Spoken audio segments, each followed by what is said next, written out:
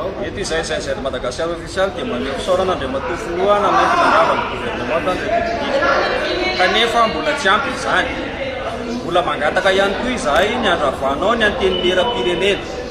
ny ACC, ny CNE. Mangataka izahay ny andravana ny lalam-pandrenana 4e République mba hidirana any amin'ny 5e République. Miverena ianao tamin'ny teninao tamin'ny 11 octobre tamin'ny 2025 ho an'ny tanjanaka ho an'ny tanindrazana. Zahay RNR sy ny G5 dia mametraka mazava fa tokony ho avaty amin'ny mpitolona no ahafahana mametraka an'izany PM izany satria misy mpitolona izay natao teto ary misy takin'ny mpitolona izay tsy ho vitan'olona tsy mitolona mampafantatra ny etaetan'ny mpitolona. Ny angaviana sy ny angatana dia analana tsonkevitra na torony hevitra avy any amin'ny mpitolona izay apetraky ny mpitolona ny PM izay ho avy eo. Fa tsy anaraka ny lalam-panorenana izay efa lalam-panorenana izay fa tsy hita izay hoe à gauche sy à droite izay ny maronisa eo anivon'ny Assemblée nationale no mametraka ny PM. Izy moa nolazaina fa maronisa ny maronisa moa dia mbola nifirongona. Raha izay zany mijerena dia mbola ilay teo aloha ihany zany mety hiverina eo. Mbola afaka apetraka eo zany ny tsay. Mbola afaka apetraka eo zany izay tian'olona ho apetraka satria izay no ao anatin'ny lalam-panorenana. Io nefa nitakiny ny vahoaka mpitolona teny an-dalambe hoe ho any amin'ny fanovantsika noho izany tokony hiala ihany koa ireo amin'ny Assemblée nationale satria fanovana tanteraka no tadiavin'ny fitolomana. Ary izay no ahafahana mamoaka ny PM tena PM mpitolona marina. Nanao fanambarana ny iraisana androany ireo fikambanana mpitolona rehetra fanohana hatrany filohan'ny fanavozana manoloana ny fanapa-kevitra izay noraisiny omaly dia ny fandravana ny gouvernemanta nampanantena izy ireo fa hiaro hatrany filohan'ny fanavozana colonel Michael Randriniriny ary tsy hanaiky ny kajikajy politika izay gasaina ireo mpanao politika sasany atao. Eto am-piandohana dia manao fisaorana feno an'Andriamatoa Filoha ny fanavozana Michael Randrinirina sy ireo mpanolontsaina avo tamin'ny fanapahan-kevitra lehibe izay noraisinareo indrindra Andriamatoa Filoha satria ny fampiaino isika dia vonony izahay hanampy ary hanoana anao hatramin'ny farany. Tsy irery ianao fa eto izahay hanome tanana sy tantsoroka hanao tongotra miara-mamindra sy soroka miara-milanja aminao. Tsy hanaiky kajikajy politika sy fandotonanao ihany koa izahay ary manamafy hatrany fa tokana ny tanjona dia ny fanavaozana ny firenena makany amin'ny fandrosoana. Etoana dia manao antso avo ho antsika mpitolona rehetra mba hifanohana sy hifanampy amin'ny fitondram-pandrakana mijoro izay tarihany PRRM. Mahakasika ny gouvernemanta vaovao izay ho atsangana dia mametraka fitokisana aminao izahay Andriamatoa Filoha fa mba olona vonona hanarina ny firenena sy mitovy fomba fijery aminao ary indrindra olona mali ny etaetan'ny tolona no ho tonga eo. Eto am-pamaranana dia mbola manamafy izahay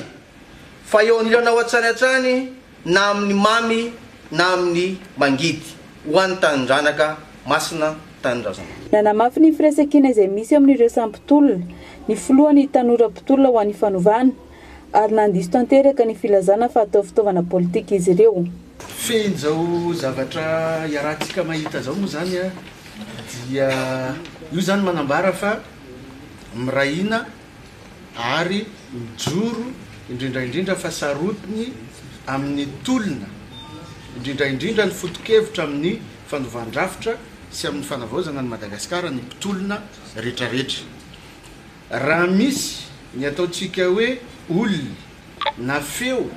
miparitaka na mivoaka ny ivelany any dia tsy avy aminay mpitolona zany fa zahay mpitolona dia mifanaja mifampiresaka rehefa misy zavatra ho atao ary mifampiainy rehefa misy fanapahan-kevitra raisina. Io zany midika fa tsy zarazarainy mpanao politika izahay ary tsy misy ambadika politika indrindraindrindra tsy manaiky atao fitaovana politika na dinosaure politika raha misy tompoko ny mpanao politika sahany teny an'izany dia asaivinareo mijoro izy dia miresaka aminareo mpanao gazety fa ambadika misy ambadika politika zao zavatra ataonay zao. Nankasitraka manokana ny filohan'ny fanavaozana moa ireto fikambanana tanora mpitolona ireto tamin'ny nandraisan'ny fanapahan-kevitra nandravany gouvernemanta mariana fa nisabotsy lasa teo izy ireo no nanome 27 ny fanjakana analana ny premier ministre izay tapitra omaly ary io no ravana io ny gouvernemanta omaly ariva. Fahamarinana miantso ny filohan'ny fanavaozana zay mba hijery manokana anadio tanteraka ireo forongany izay maloto dossier satria vanim-potoana zao anadiovana ny firenena isan'ny joro teny akany zany tenako andray matoa filohan'ny fanavaozana raha maty ny élément anao miaran'ila ray chef Zaki isan'ny joro teny amin'ny 13 mai tenako nanao fanompoko ivavahana foy momba ny fahafatesan'le miaramila amin'ny mampitandrina ny tena dia mijoro amin'ny marina ho an'ny tanindrazana so an'ny firenena miantso zahay ny anadiovana sy ny iaritsehana avy hatrany momba ny timerana ity satria efa fiainan'olona ain'olona ny enjeu ao anatin'le izy. Mikasika ny zava-misy ao miarina Rivinitasy commune Ambato-Manjaka mamoe atrary zavatra tena miatra manaina mba tsy ilazako an'le terme hoe tena mafia irindirany ary alako le fomba fiteny sy antsoantso amin'ny Facebook sy ny rehetrarehetra hoe diovy ireo firongany miantso ny filohan'ny fanavaozana satria tsy Antananarivo irery no Madagasikara. Ny antony dia tahaka izao efa nitoriny be ny tanàna zay nanao karazana plainte de réserve aloha satria norahonany plainte de réserve mipetraka atao amin'ny gendarmerie tamin'ny 8 mai plainte de réserve avy eo tamin'ny 10 juin nisy fivoriam-pokotany eo anatrihan'ny filoha-pokotany dia nandrahoana mivantana ho faty izy le fianakavianay 8 mai tao amin'ny kapijinina ataonay izay fitoriana izay dia mbola miantona tsy mitohy hatramin'izao fa mipetraka atao amin'ny zandary nitranga aza ny vony olona voalohan'ny volana mars dia io maire io mivantana mihitsy no mitondra antanana n'ilay olona namono tao amin'ny zandary sy tao amin'ny tribunal miariary zany fa mbola rezoan'ireo mafiady ireo daholo ireo olona ireo manarak'izay nefa ny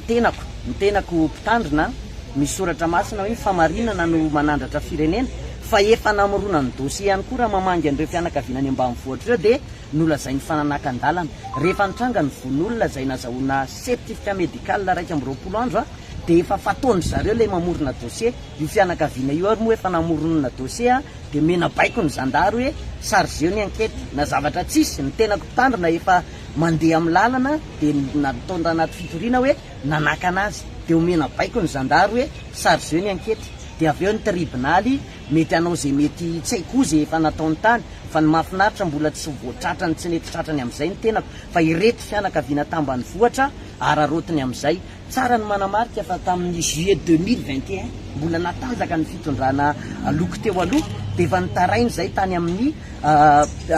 primature tany amin'ny doléance hatrany amin'ny PAC ny Bianco ny transparency internationale efa tany Ambotsiroatra tamin'ny 2021 mbola ry zareo samy zareo ny teo aty arina dia mbola eo ihany izy ary mbola vavana voaka ny teny hoe misy olona nalavitanana miaravoaka eto dia miantso ny filohan'ny fanavaozana antsoantso teny akanja dia ny hoe diovina ny firenena diovana ny tanàna akoatr'izay dia misaotra manokana izay ny Geny grec Madagasikara izay nanomboka nahita nyreny fanaparitahana sy ny antsoantsonay teto amin'ny tambajotra dia voakasika ny fonareo ka hiara-hiady aminay hitady marina satria tsy zahay ihany fa mbola maro ny victime momba ny be ny tanànanay amperinasy io efa dossier maloto be dia be momba azy ihany dia mbola eo izy miriary ary zao ndray mitoraka izao dia efa miatra manaina mihitsy le izy.